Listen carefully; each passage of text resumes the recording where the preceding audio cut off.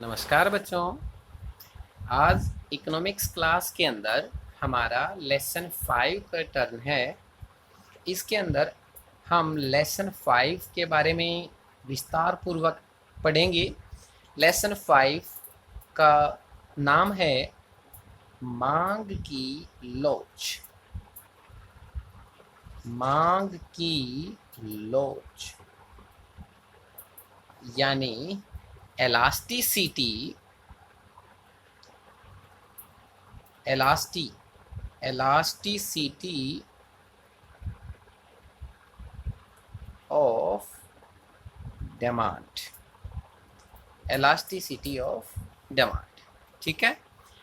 जब हम मांग की लोच के बारे में पढ़ते हैं तो बच्चों यह 3 टाइप्स की होती है।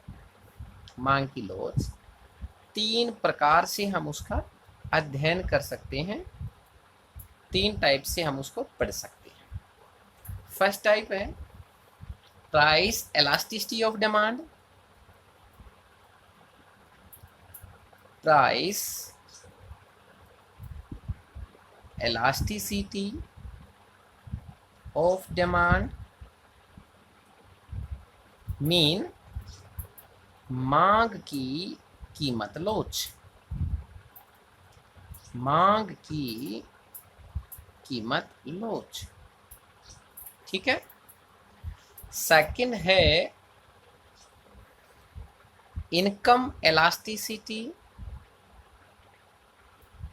Income elasticity of demand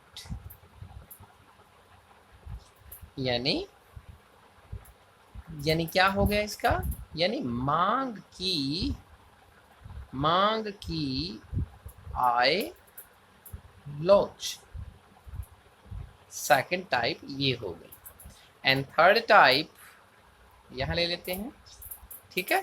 third type cross elasticity। Cross elasticity of demand। ये क्या होती है, मांग की आड़ी या तिरछी लोच, ठीक है। ये तीनों होती क्या है, अब हम बता देते हैं आपको।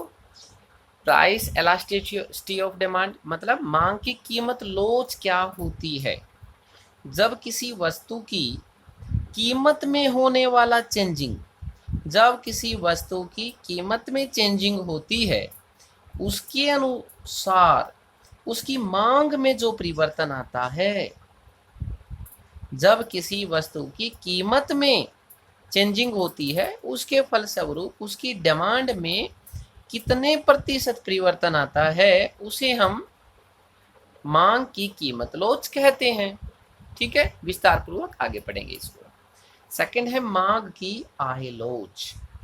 मांग की आय लोच क्या होती है, जब किसी व्यक्ति की या किसी उपभोक्ता की आय में जो परिवर्तन आता है, आय में जो चेंजिंग आती है, आय बढ़ जाती है तो डिमांड बढ़ेगी, आय कम हो जाती है तो डिमांड कम हो जाएगी।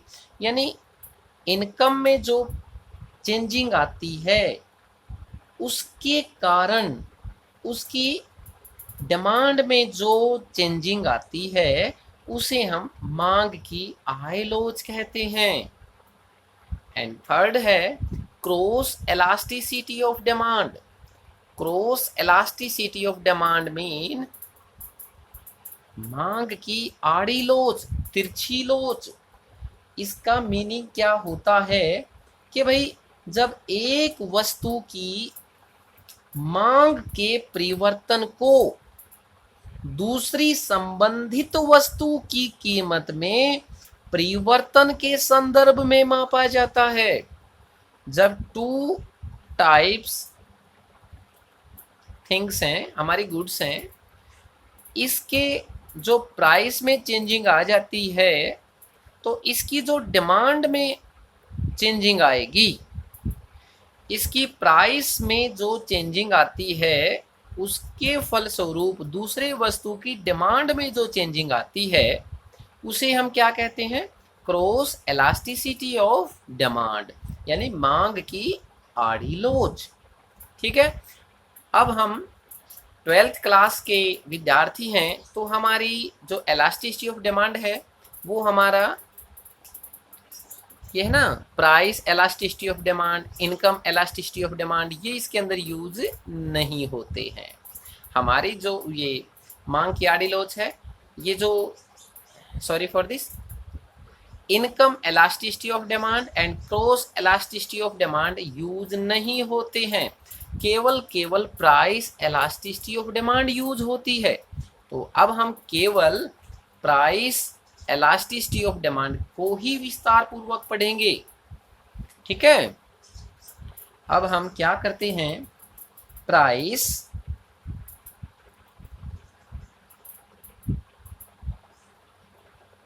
Elasticity of demand.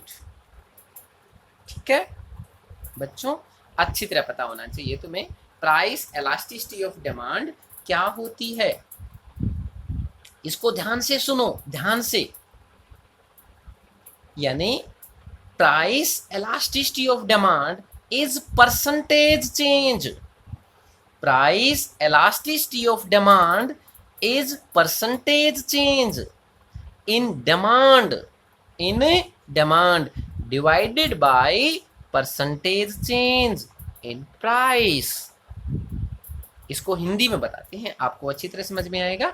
यानी मांग की कीमत लोच में कीमत में होने वाला परिवर्तन, यानी किसी प्राइस के अंदर जो चेंजिंग होती है, ठीक है, प्राइस के अंदर जो चेंजिंग होती है उसके फलस्वरूप हमारी जो डिमांड में, यानी डिमांड का मतलब क्वांटिटी में जो परिवर्तन आएगा, किसी वस्तु की कीमत में होने वाले परिवर्तन के फलस्वरूप उसकी क्वांटिटी यानी मांग में जितने प्रतिशत परिवर्तन आएगा, इन दोनों के अनुपात को, इन दोनों के डिवाइड को क्या कहते हैं?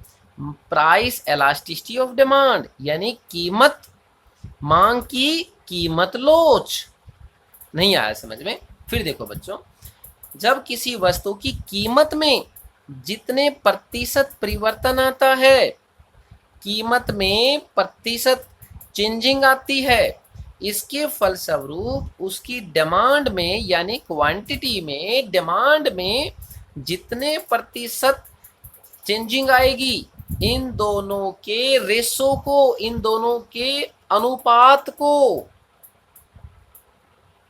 इन दोनों के अनुपात को मांग की कीमत लोच कहते हैं। क्या कहते हैं?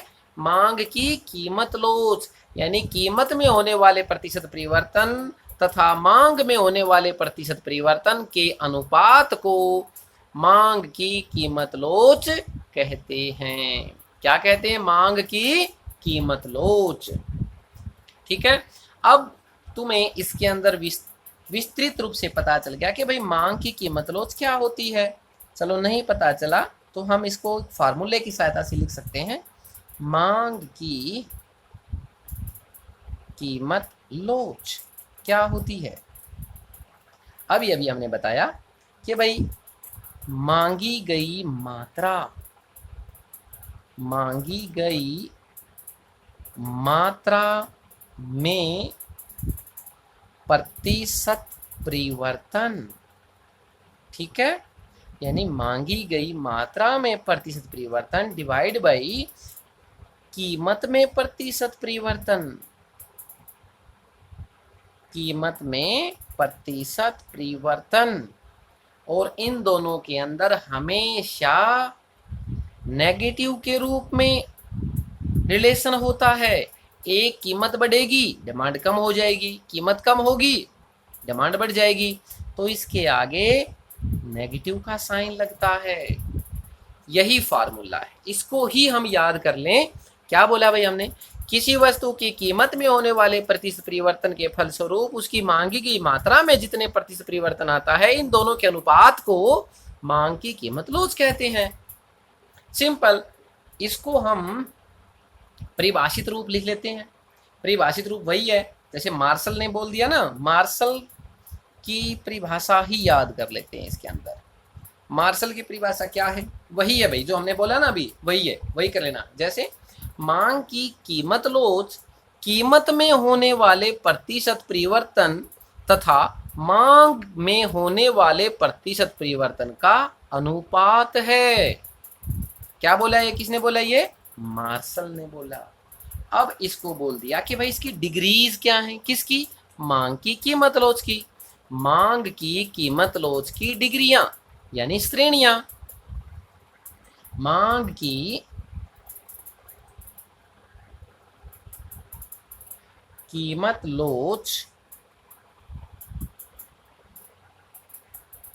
की श्रेणियां या कोटियां या डिग्री, आप जैसा भी बोलो वैसा ही बोल सकते हो। यानी डिग्रियां क्या है, मांग की कीमत लोच की 5 टाइप्स दिए गए हैं। कितनी श्रेणियां हैं, 5 श्रेणियां हैं। मांग की कीमत लोच की 5 श्रेणियां हैं। कितनी श्रेणियां हैं भाई, 5 श्रेणियां हैं। सभी को विद डायग्राम बताएंगे, आपको अच्छी तरह याद करना है और समझना है। सबसे पहले है फर्स्ट, ध्यान से बच्चों, पूर्णतया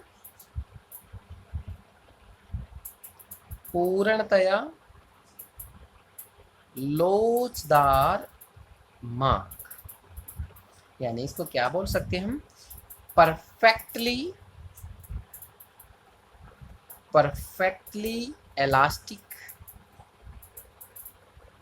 इलास्टिक डिमांड। ठीक है, इसको कैसे पता चले पूर्णतः लोचदार मांग, ये बड़ा आसान क्वेश्चन है बच्चों, ध्यान से देखना बच्चों। इसको पूर्णतः लोचदार क्या होती है, इसको हम एक डायग्राम की सहायता से समझा सकते हैं। डायग्राम ले लिया भाई हमारा,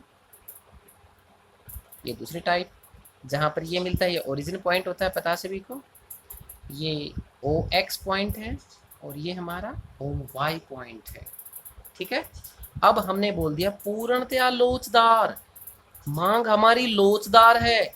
OX के ऊपर हम क्वांटिटी को ले लेते हैं, यानी हमारी वस्तु की डिमांड। ठीक है, OY अक्ष पर हम प्राइस को ले लेते हैं, यानी कि उसी वस्तु की प्राइस हो गई भाई। यानी पूर्णतया लोचदार मांग क्या कहती है, मांग पूर्णतया लोचदार क्या बोलता है, मांग पूर्णतया लोचदार। उसकी मांग, ये देखो भाई, ये उसका डिमांड कर्व है। क्या है ये, डिमांड कर्व। समझ में आ गया। जब किसी वस्तु की, यानी जब OX अक्ष के पैरेलल लाइन आ जाती है DD वक्र, तो वो क्या होता है, पूर्णतया लोचदार मांग, यानी परफेक्टली इलास्टिक डिमांड होती है। जब कई बार एग्जाम के अंदर आता है OX अक्ष के इक्वल है डिमांड कर्व, तो कैसी डिमांड है, पूर्णतया लोचदार मांग। इसका मीनिंग क्या होता है, किसी वस्तु की कीमत में परिवर्तन हुए बिना उसकी मांग अनंत या शून्य हो सकती है। उसकी जो प्राइस है उसमें किसी प्रकार की चेंजिंग नहीं है, लेकिन उसकी डिमांड घटती बढ़ती रहती है। उसकी डिमांड कभी कभी अनंत भी हो सकती है, कभी कभी शून्य भी हो सकती है। या किसी वस्तु की कीमत में मामूली सा परिवर्तन होने पर, किसी वस्तु की कीमत में मामूली सा परिवर्तन होने पर उसकी डिमांड अगर बढ़ जाएगी तो उसकी डिमांड शून्य हो जाएगी, उसकी कीमत कम हो जाएगी तो उसकी डिमांड अनंत हो जाएगी। इस प्रकार यदि किसी वस्तु की कीमत में थोड़ा सा परिवर्तन आने पर, मामूली परिवर्तन आने पर उसकी डिमांड शून्य हो जाए या उसकी प्राइस में थोड़ा सा कमी आने पर उसकी डिमांड अनंत हो जाए तो उसे हम क्या बोलते हैं? पूर्णतया लोचदार मांग। सेकंड है पूर्णतया बेलोचदार मांग। पूर्णतया बेलोचदार यानी परफेक्टली इनएलास्टिक, यानी इनएलास्टिक डिमांड। ठीक है, परफेक्टली इनएलास्टिक डिमांड। पूर्णतः बेलोचदार मांग, नाम से स्पष्ट है, यानी मांग उसकी बेलोचदार है, मांग उसकी बिल्कुल भी परिवर्तन नहीं होती है। हमने फर्स्ट वाले में पढ़ा उसकी मांग बहुत अधिक लोचदार है, बहुत अधिक परिवर्तन होती है उसकी डिमांड, और सेकंड वाले में है उसकी मांग बेलोचदार है, उसकी डिमांड कैसी है? बेलोचदार है। बेलोचदार मीन, हम इसका डायग्राम बनाते हैं, ओ एक्स ओ वाई, उसका जो डिमांड कर्व है वो ये बना देते हैं, ओ वाई अक्ष के पैरेलल बना दिया, वही यहाँ पर क्वांटिटी आ जाएगी पर यूनिट, और यहाँ पर हमारी प्राइस आ जाएगी। ठीक है, यहाँ पर क्या आ जाएगी? प्राइस आ जाएगी। यानी ये तो अपने आप बना सकते हैं, 2 4 6, ये काउंटिंग लिखनी है, यहाँ प्राइस की बना लेते हैं 2 4 6, इसी प्रकार इसमें बना सकते हैं, कोई जरूरत नहीं है। ठीक है, अगर बनाना चाहो तो बना लो भाई, ये 2, ये 4, ये 6, ये 8, ये 2 और ये 4, बनाना चाहो तो बना सकते हैं, अदरवाइज कोई जरूरत नहीं है ज़्यादा इसकी। यानी कहना क्या चाहता है, ये भाव समझो इसका मेन तो, यानी किसी वस्तु की कीमत चाहे 2 रुपये है या 4 रुपये है या 6 रुपये है, उसकी डिमांड में कोई परिवर्तन नहीं आएगा।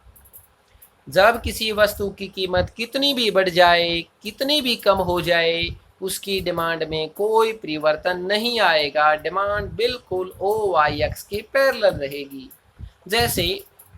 जैसे क्या? जैसे साल्ट, एग्जाम्पल क्या है इसका? साल्ट। यदि हम परिवार के अंदर नमक यूज करते हैं, नमक मान लो 1 महीने में हम 1 पैकेट यूज करते हैं, कितना करते हैं? 1 पैकेट यूज करते हैं पर मंथ, यानी वो 2 रुपये का आता है तो भी हम 1 पैकेट यूज करते हैं, वो बढ़कर 10 रुपये का हो जाएगा, ये 8 हो गई भाई और ये 10, वो पैकेट 2 रुपये से 10 रुपये हो जाता है, यानी 5 टाइम प्राइस इंक्रीज हो जाती है, तो भी हम केवल 1 पैकेट ही खरीदेंगे, इसको कम नहीं कर सकते हैं। दूसरी तरह ले लो भाई, नमक के पैकेट 10 रुपये का आता है और हम 1 पैकेट खरीदते हैं, यदि 10 रुपये से वो 2 रुपये का आना स्टार्ट कर दे, नमक 10 रुपये का आता है अब 2 रुपये का आएगा, यानी अब 10 रुपये में 5 पैकेट आ सकते हैं, तो क्या, समझो बात को, तो क्या हम 5 पैकेट लेके आना शुरू कर देंगे नमक की? नहीं, फिर भी हम 1 पैकेट ही लेके आएंगे। यानी ऐसी वस्तु जिसकी कीमत कितनी भी बढ़ जाए, उसकी डिमांड में कोई परिवर्तन नहीं आता, उसे हम पूर्णतया बेलोचदार मांग कहते हैं, यानी perfectly N elastic demand. Clear है? एंड थर्ड, इकाई लोचदार मांग। इकाई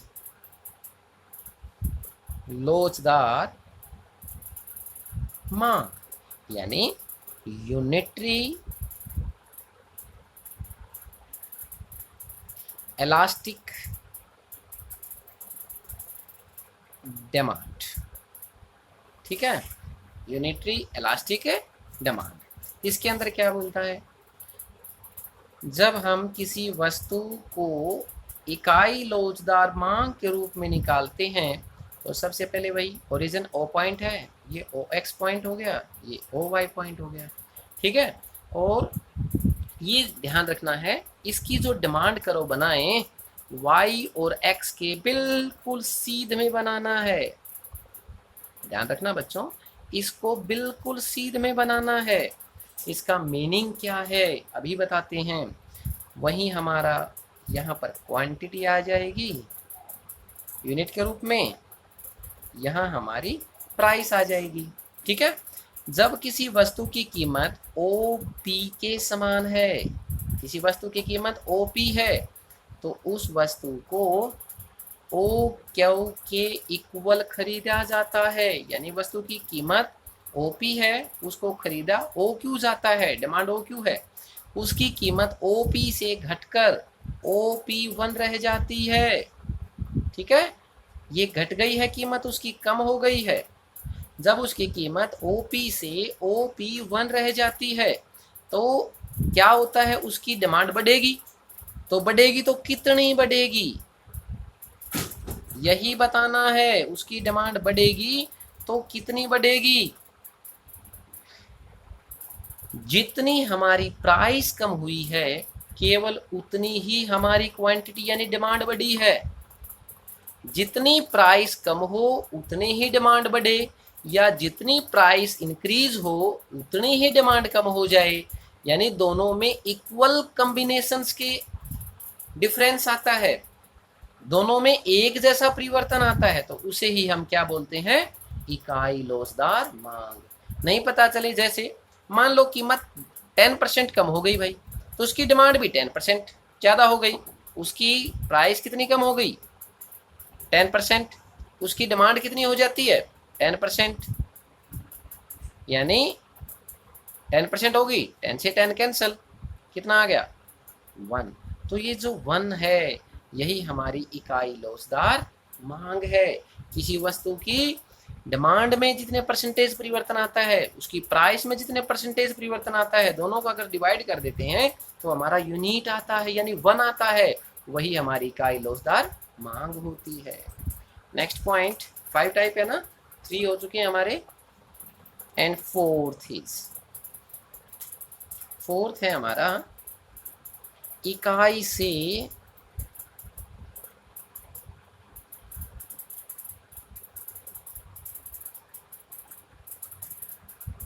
अधिक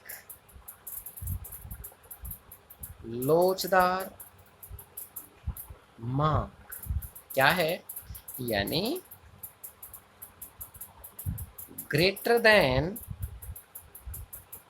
यूनिटरी इलास्टिक डिमांड।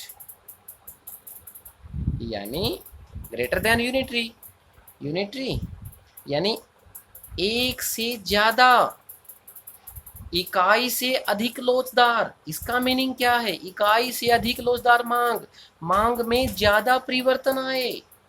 किसमें परिवर्तन आए, मांग में। इसका डायग्राम बनाते समय विशेष ध्यान रखना है बच्चों, इसको अच्छी तरह बनाना है। कैसे बनाएंगे, मान लो OX अक्ष पर क्वांटिटी ले ली भाई, OY अक्ष पर क्या लेते हैं हम हमेशा, प्राइस। अब ध्यान रखना है, हमारी डिमांड अधिक दिखानी है बच्चों, ध्यान रखना, हमारी डिमांड ज्यादा दिखानी है। यानी मांग में ज्यादा परिवर्तन, कीमत में कम परिवर्तन, कीमत में कम परिवर्तन, डिमांड में ज्यादा परिवर्तन। तो क्या करेंगे, इसको बनाते समय बच्चों क्या करेंगे, देखो क्या करेंगे, इसको थोड़ा सा एक्स अक्ष से ऊपर की तरफ ले लेंगे, तो हमारा DD कर्व ऊपर की तरफ हो गया है। अब कैसे पता चलेगा सर, देखो अभी दिखाते हैं। जब हमारी किसी वस्तु की कीमत OP के इक्वल है, OP के इक्वल है, तो उसकी डिमांड OQ है। ठीक है, थोड़ी सी आवाज हो रही है। कीमत OP है तो उसकी डिमांड OQ है। जब उसकी कीमत कम होकर कितनी रह जाती है, OP1। जब उसकी कीमत कम होकर OP1 इस पॉइंट पे रह जाती है तो उसकी डिमांड इंक्रीज हो जाएगी। उसकी डिमांड इंक्रीज होकर OQ1 रह जाएगी। क्या दिखाई दिया, उसकी प्राइस में P से P1 परिवर्तन आया, उसकी डिमांड Q से Q1 परिवर्तन आ गया, यानी कीमत कम परिवर्तन आया है और उसकी डिमांड में ज़्यादा परिवर्तन आया है। इसी को बोलते हैं हम इकाई से अधिक लोचदार मांग। जब किसी वस्तु की कीमत में होने वाला प्रतिशत परिवर्तन से उसके मांग में होने वाले प्रतिशत परिवर्तन अधिक हो जाए, उसे ही हम इकाई से अधिक लोचदार मांग कहते हैं। लास्ट एंड फाइनल इसका 5th पॉइंट है, क्या है? इकाई से कम लोचदार मांग। इकाई से कम लोचदार मांग। ठीक है, ये क्या हो गया भाई? यानी less than unitary elastic demand. यानी क्या समझ में आया कि भाई उसकी जो इलास्टिक डिमांड है वो एक से कम है, यानी जो मांग है वो कम है कीमत से। कीमत में जितने प्रतिशत परिवर्तन आएगा, मांग में उससे कम परिवर्तन आएगा।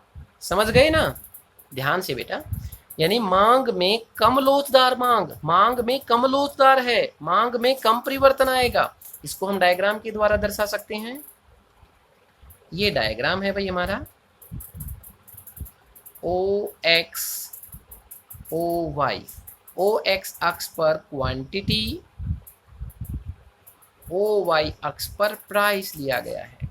अब इस डायग्राम को बनाते समय विशेष ध्यान रखें कि भाई इसका डायग्राम क्या करना है। हमने क्या किया था? वो ऐसे किया था, इसे फर्स्ट वाला। अब इसको ऐसे करना है, OY अक्ष से दूर ले जाओ और OX अक्ष के नजदीक लेके आओ, यानी डिमांड करो। ऐसा बनाएंगे तो हमारा क्वेश्चन गलत नहीं होगा, बिल्कुल आसान बन जाएगा। कैसे? देखो, अभी जब किसी वस्तु की कीमत OP है, किसी वस्तु की कीमत OP है, देन उसकी डिमांड कितनी है भाई? OQ। ठीक है, जब उसकी कीमत कम होकर OP1 रह जाती है, कीमत OP1 रह जाती है, तो उसकी डिमांड कितनी इंक्रीज होगी?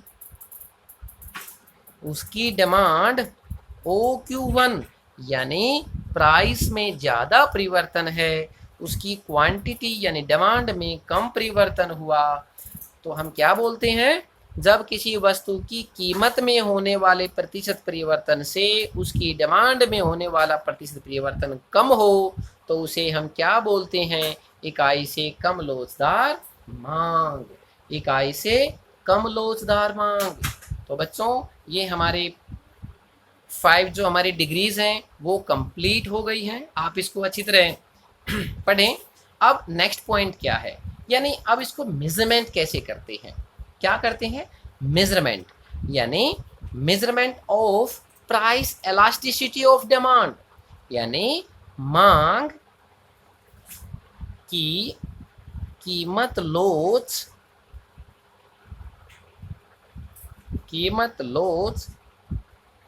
का माप।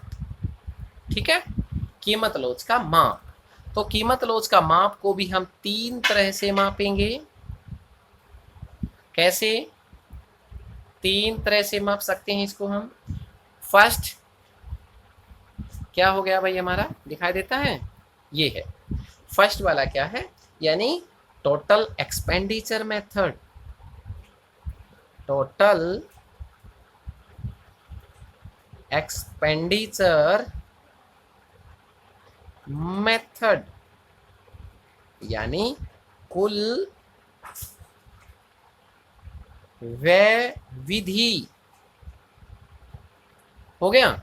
और सेकंड वाला है, जो सेकंड वाला है परसेंटेज मेथड। प्रोपोर्शनल भी बोल सकते हैं इसको हम, प्रोपोर्शनल या प्रोपोर्शनेट बोल देते हैं। और परसेंटेज, वो दोनों नाम है, कुछ भी बोल सकते हैं। परसेंटेज मेथड, यानी इसको क्या बोलते हैं? प्रोपोर्शन क्या हो गया? अनुपात। और ये क्या हो गया परसेंटेज, प्रतिशत, अनुपातिक या प्रतिशत विधि। ठीक है, नेक्स्ट पॉइंट है हमारा ज्योमेट्रिक मेथड।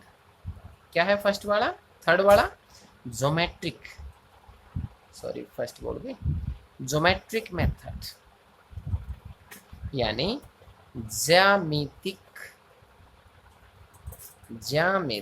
विधि, ज्यामितीय विधि। ये 3 टाइप्स होते हैं मांग की कीमत लॉज को मेजरमेंट करने के। अब हम नेक्स्ट वीडियो के अंदर तीनों के तीनों मेथड को अलग अलग विथ डायग्राम आपको समझाएंगे। ठीक है, तब तक बच्चों इनकी प्रैक्टिस करो। आई होप अच्छी पढ़ाई होगी आपकी। यदि आप इकोनॉमिक्स लेते हैं, अच्छे विद्यार्थी हैं, इकोनॉमिक्स पढ़ने का मन है, तो बेटा बहुत आसान है हमारी इकोनॉमिक्स, इसको अच्छी तरह पढ़ो और अच्छे अंक लेकर पास हो। हमारी यही शुभकामनाएं हैं। धन्यवाद।